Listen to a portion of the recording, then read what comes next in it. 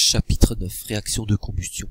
Suite aux deux dernières activités, en cours de l'énergie pour la cuisson et en TP fondue à bonne température, cherchons le lien entre l'énergie molaire de combustion vue dans la première et le pouvoir calorifique d'un combustible vu dans la deuxième. Lorsqu'on brûle du méthane, on récupère de la chaleur. Donc le système chimique, il perd de l'énergie. Le transfert d'énergie va du système chimique vers l'extérieur. Donc pour le système chimique, Q, le transfert chimique, l'énergie transférée, elle est donc bien négative. Petit 2, expression de l'énergie transférée lors d'une combustion. Rappel de l'activité de cours, l'énergie molaire de combustion et l'énergie nécessaire à la combustion d'une mole de combustible. Donc le transfert d'énergie est égal au nombre de moles, puisqu'on prend ici une mole de combustible, multiplié par l'énergie molaire de combustion. Les unités, des joules, des moles et des joules par mole.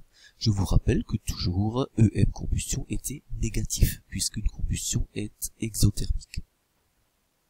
L'essentiel du TP, petit b, le pouvoir calorifique d'un combustible et l'énergie qu'on peut récupérer lors de la combustion d'1 kg de combustible.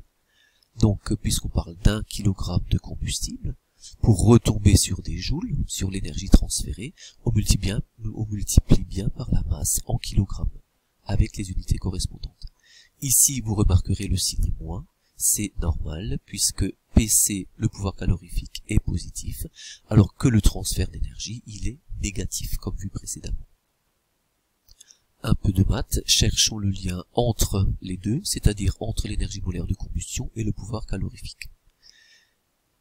Vous avez les deux expressions trouvées précédemment.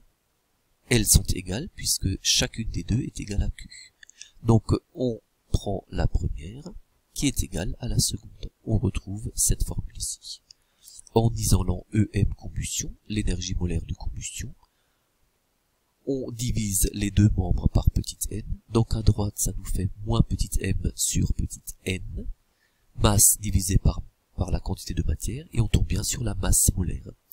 Donc l'énergie molaire de combustion est égale à la masse molaire du combustible multipliée par son pouvoir calorifique, en ajoutant évidemment le signe moins, pour les mêmes raisons que tout à l'heure.